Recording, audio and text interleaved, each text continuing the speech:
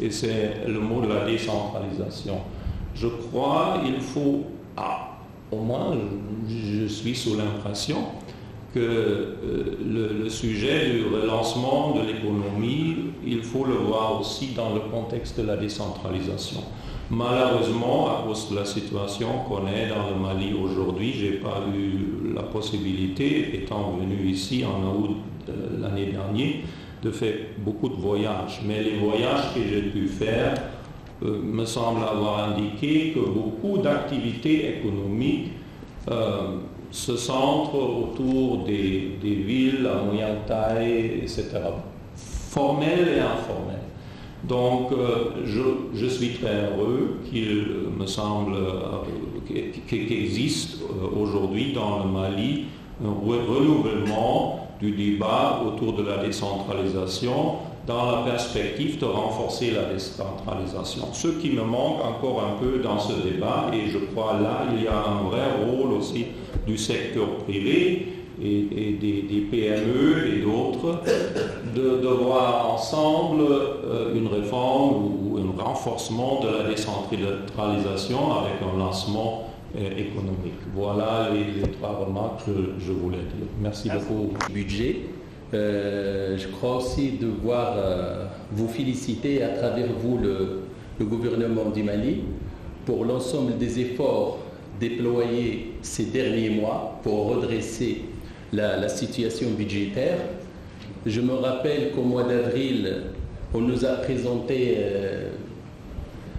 des scénarios très catastrophes pour la suite des événements. On s'attendait à ce que les salaires ne soient pas payés. Et maintenant, des mois après, nous nous rendons compte que la gestion a été très bien faite et les règles de la bonne gouvernance ont été bien respectées. Donc vraiment, le Mali aujourd'hui passe, comme vous venez de le souligner, donc des horizons un peu sombres à des horizons vraiment prometteurs, et l'optimisme est vraiment permis. Et je vous en félicite encore une fois, et à travers vous, le gouvernement malien. Donc j'ai entendu les interventions des experts, chacun en son domaine. Et je voudrais dire que vraiment un modèle économique d'ensemble se dessine clairement. Et je voudrais tout simplement dire que apparemment deux piliers se dessinent déjà. Il y a celui qui concerne les mesures d'urgence à prendre relatives à la gestion de la crise actuelle et comment s'en sortir. Et puis, il y a des mesures à prendre à long terme.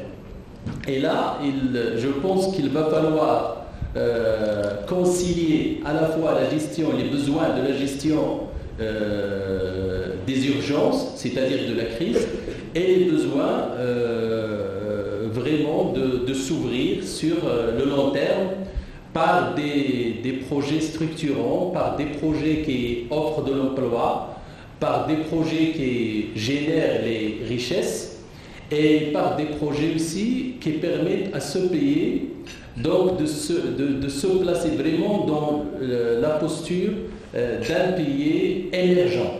Et je crois que ce pays dispose de tous les atouts pratiquement pour avancer et pour aller plus loin.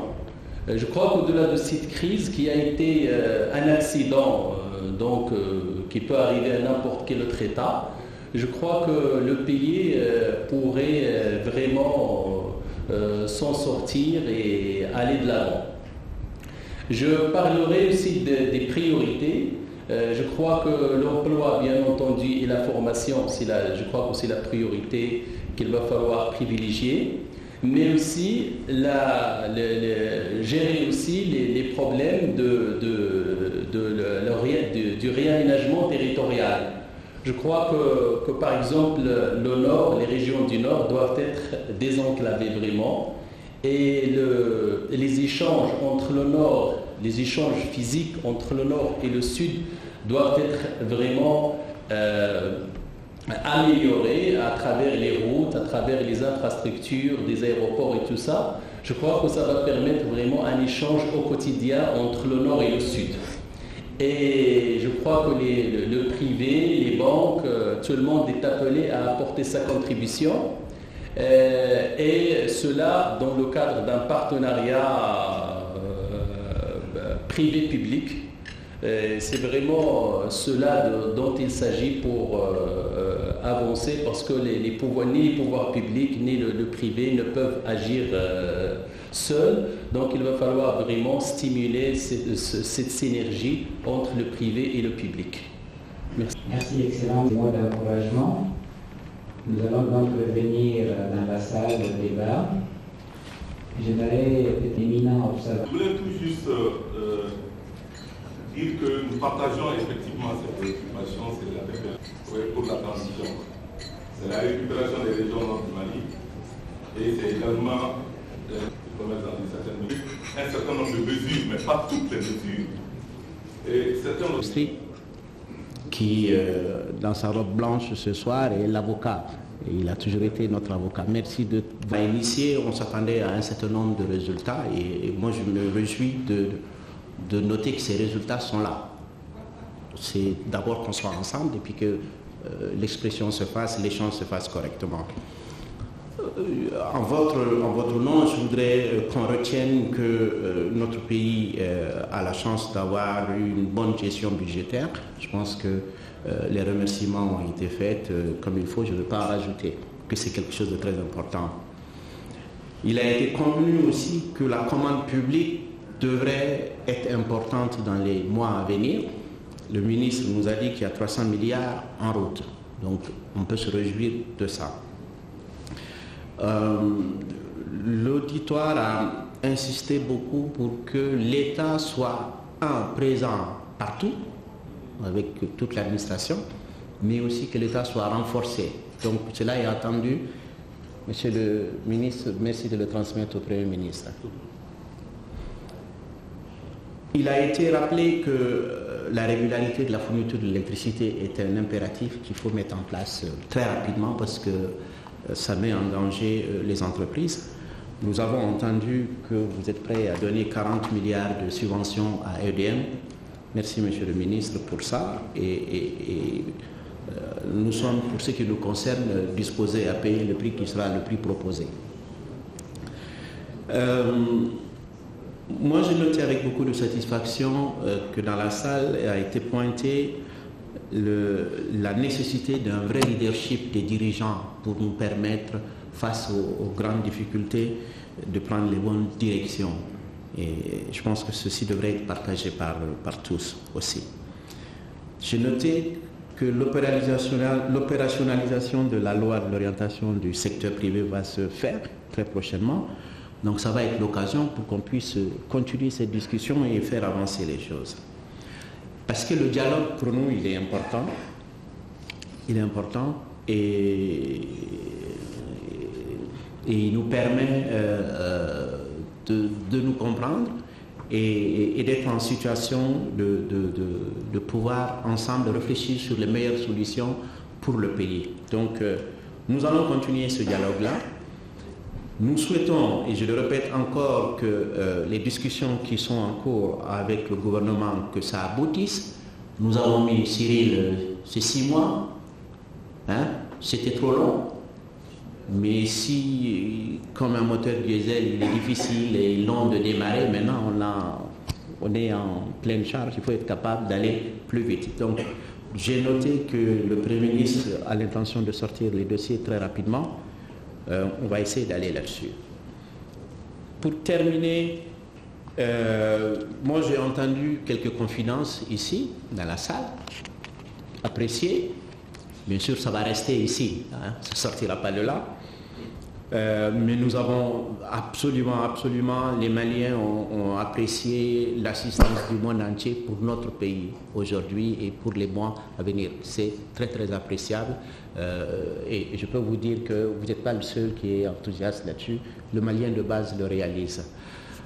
C'est l'occasion de remercier la CEDEAO pour son assistance depuis que la crise a éclaté. Je pense à notre ami Burkina. Remercier tous les autres partenaires. dire aussi au ministre de l'économie et des finances au Premier ministre que nous avons été satisfaits de cette soirée et surtout de votre parrainage. Vous remerciez, vous, de votre contribution. Je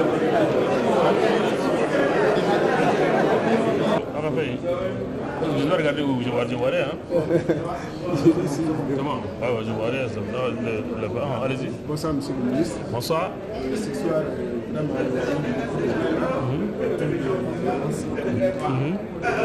quels seront les ce qui concerne l'accompagnement des opérateurs économiques sur les entreprises privées pour la relance?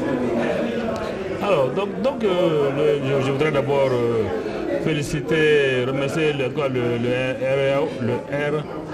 REAO, le réseau de l'entreprise en Afrique de l'Ouest, pour avoir invité le gouvernement à cette soirée et lui dire que le Premier ministre que j'ai représenté ici salue donc leur entreprise. Le débat était autour de la relance de l'économie et donc le gouvernement a expliqué que même si dans la feuille de route ces deux missions premières sont la reconquête du Nord et l'organisation d'élections libres et transparentes, bien sûr la relance de l'économie fait partie des priorités et le gouvernement entend prendre toutes les mesures qu'il faut pour que l'activité économique soit vraiment relancée. Et cela commence d'abord par une législation fiscale allégée. À l'occasion de l'adoption de la loi des finances 2013, plusieurs mesures fiscales qui réduisent notamment le taux de l'impôt sur les sociétés, qui réduisent le taux de taxation sur les plus-values de cessions immobilières, qui annule le principe de la dette. Donc, une série de mesures comme ça sont prévues dans la loi des finances 2013. En dehors de cela, déjà dans le budget 2013, tel qu'il a été adopté par l'Assemblée en décembre dernier, il y avait une prévision de reprendre tous les vastes projets, notamment dans le secteur agricole qui avait été suspendu en 2012 faute de financement. Et donc maintenant, en 2013, non seulement ces projets-là vont reprendre, mais avec les aides budgétaires importantes qui ont été annoncées par les différents partenaires, la Banque mondiale, la Banque africaine de développement, l'Union européenne, tous les pays. Et nous avons décidé d'ajouter d'autres programmes d'investissement, et qui dit investissement dit relance de la croissance, dit relance de l'emploi, et c'est tout cela que le gouvernement va veiller. Le gouvernement va profiter de l'appui qu'il reçoit de ses partenaires pour se désengager vis-à-vis des entreprises. Donc plusieurs milliards d'arriérés dus par le trésor d'entreprise vont être payés, et tout ça va aider les entreprises à relancer leur activité. Dernière question certainement, il a été question aussi sur l'énergie. Et sur ce point, qu'est-ce que le gouvernement entend faire? Alors pour l'énergie, c'est non seulement l'électricité, c'est surtout de cela qu'on a parlé, mais quand on parle d'énergie, en autant que le gouvernement est concerné, il y a aussi les hydrocarbures, donc l'essence, le gasoil, mais aussi le gaz butane. Dans chacun de ces domaines-là, pour le gaz butane, il y a une subvention qui n'est pas nécessaire et qui n'est pas utile. Pour l'essence, le gasoil, les prix qui sont aujourd'hui payés par le consommateur malien sont en dessous des prix qui sont payés partout, dans tous les pays autour de nous. Or, le Mali n'est pas producteur d'hydrocarbures. Ça signifie que les augmentations de prix qui ont existé sur le marché mondial n'ont pas été répercutées sur le consommateur. Et nous n'avons plus les moyens de continuer cela, il faut arrêter. Mais il y a surtout l'électricité. L'électricité, aujourd'hui, tout le monde commence déjà à subir les délestages que vit Énergie du Mali. Énergie du Mali est dans de grandes difficultés aujourd'hui parce que le courant qu'elle produit est essentiellement d'origine thermique, elle n'a plus les moyens d'acheter le gasoil et elle vit entièrement aux dépens de l'État et cela doit cesser. Il faut que les mesures soient prises pour que le courant soit vendu aux consommateurs au moins au prix auquel il coûte à Énergie du Mali. Alors, donc ça c'est des mesures à terme. En attendant, bien sûr, l'État va continuer à soutenir Énergie du Mali parce qu'il ne peut pas y avoir d'économie relancée là où il n'y a pas de courant électrique. Merci beaucoup. Merci, Merci beaucoup. Toi, tu n'as pas besoin. Toi, tu n'as pas besoin. Non, Ouais, tu sais. c'est la famille. Oui, La famille du absolument. Non, c'est bon. Je peux aller. C'est bon. Président, bonsoir. Bonsoir. Président, ce soir, nous avons vraiment assisté à un débat autour de la relance économique. Est-ce que nous pouvons savoir les motifs, ce qui a motivé un peu le choix Le REAO est cette organisation dont l'ambition est de travailler à l'environnement des affaires, à l'améliorer régulièrement. Et un des moyens pour arriver à cela, c'est le dialogue avec l'État. Donc nous avons une habitude de nous réunir avec l'État et les partenaires techniques et financiers pour discuter des problèmes du pays. Et il est évident que le problème qui s'impose à notre pays aujourd'hui et qu'il faut solutionner, c'est celui de la sortie de crise. C'est ce qui a motivé le thème de la soirée. Et vous avez remarqué que la préoccupation est une préoccupation partagée par tous. Et les discussions ont été à la hauteur de ce que nous attendions. Quelles sont vos préoccupations? Les préoccupations des entreprises, vous l'avez entendu, c'est de faire en sorte que l'État, qui est le principal acteur économique, puisse rejouer son rôle. Son rôle, c'est d'abord d'être dans la commande publique et de permettre que, par sa commande publique, les entreprises aient du travail et repartent. Nous avons entendu de la part du ministre beaucoup de nouvelles mesures qui sont dans les prises et qui vont être appliquées très prochainement. On s'en réjouit. Nous avons aussi en termes de préoccupation un certain nombre de comportements qu'on avait observés du côté de l'administration et qui, avec les discussions, ont changé. Donc ça, c'est quelque chose qui est important pour nous. Il y a une préoccupation qui a concerné notamment le secteur industriel depuis quelques semaines, c'est celle de l'énergie. Nous avons entendu les mesures que le gouvernement compte prendre pour permettre à Énergie de prochainement pouvoir nous fournir de l'électricité en régularité. Donc ça, c'est un certain nombre de préoccupations qui étaient en discussion et vous avez bien entendu ça. Monsieur le Président, est-ce que vous avez une priorité? Aujourd'hui, la priorité, comme ça a été discuté, c'est qu'il faut que l'État, avec l'aide budgétaire, commence par faire en sorte que l'endettement de l'État par rapport au secteur privé, cet endettement, il s'efface progressivement et le plus rapidement possible. S'il y a une chose qui est à faire, et elle est entamée déjà, c'est celle-là, il faut la faire aboutir parce que c'est indispensable. Et à votre niveau, qu'est-ce que vous avez entrepris pour ça? À nous, ce que nous avons entrepris, c'est d'abord, nous avons bagarré pour ne pas mourir. C'est déjà important. Pour être en situation de relancer, il faut être vivant. Donc, nous avons fait cela.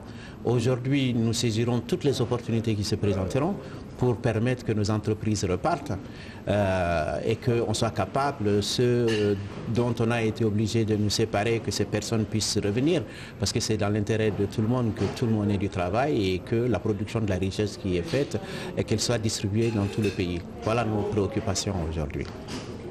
Certainement, dernière question, concrètement, qu'attendez-vous de l'État? Nous, ce que nous attendons de l'État, c'est de l'écoute, c'est du dialogue et de la compréhension. Ce que nous avons vécu ce soir nous a confortés dans cela. Il s'agira qu'avec le dialogue qui est mené avec le ministre de l'Industrie et du Commerce, que ce dialogue continue pour que très rapidement l'ensemble des mesures qui peuvent permettre aux entreprises de repartir et de continuer à jouer leur rôle, que ces mesures soient prises. Bien sûr, il ne faut pas se faire d'illusions, les moyens du pays sont très limités avec la situation actuelle de la crise. Ils n'étaient pas déjà très importants avant, mais raisonnablement, il y a un certain nombre de choses qui sont possibles. Nous en avons discuté et convenu ce soir. La discussion va continuer encore. Voilà.